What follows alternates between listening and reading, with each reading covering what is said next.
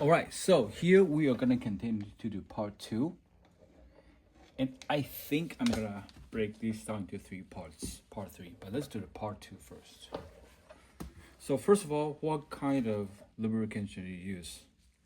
I highly recommend this Valvoline multi-vehicle lubricant. Right here, sorry.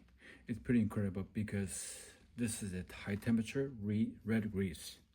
It's used for truck bearings, truck wheel bearings. So if this can withstand and used for truck wheel hubs, this is going to be overkill for any bicycle application. And it's very inexpensive, $10 for 1 pound. So first of all, let me see.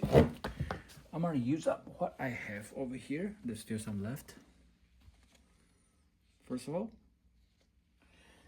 you want to very generously apply the bearing grease inside the hub. You can use whatever you like any kind of plastic stick. In here I have an ice cream stick. So that's one side, and then the other side. Make sure you are very careful not to put this on the rotor.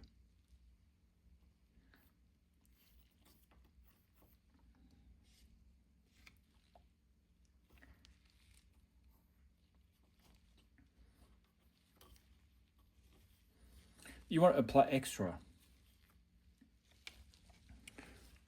because as you put the ball bearings inside the space, you want the ball bearing to be stick in place so they won't come out.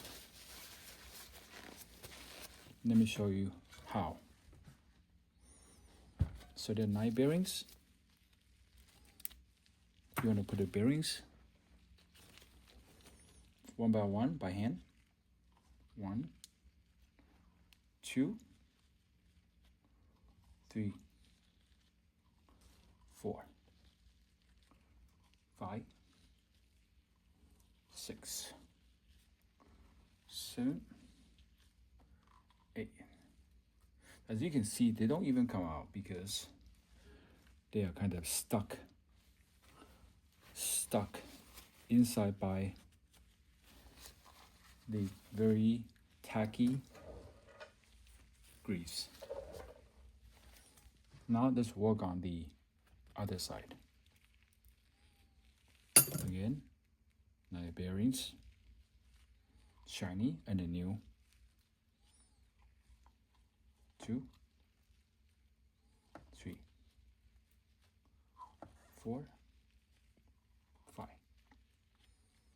6, 7, 8, 9. Now, from here, you can see some grease is kind of squeezed out. So you put it back like that.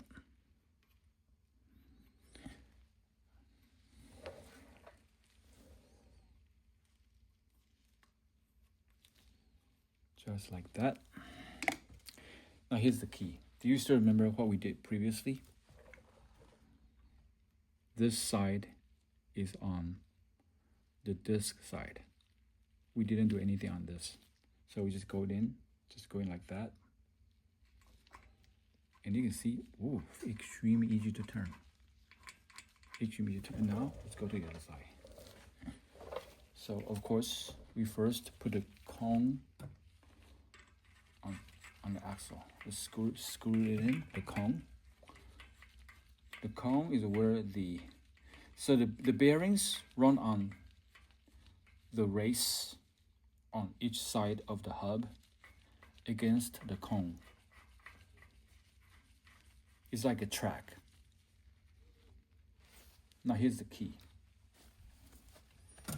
Normally you would think you just put a lock nut down like that, right? And you would think I just used two 17mm wrenches and make it tight. Wrong. Completely wrong. Because if you do that, there's no any force. There's no any opposing force between the lug nut. I mean, it's not enough force between the lug nut and also the cone.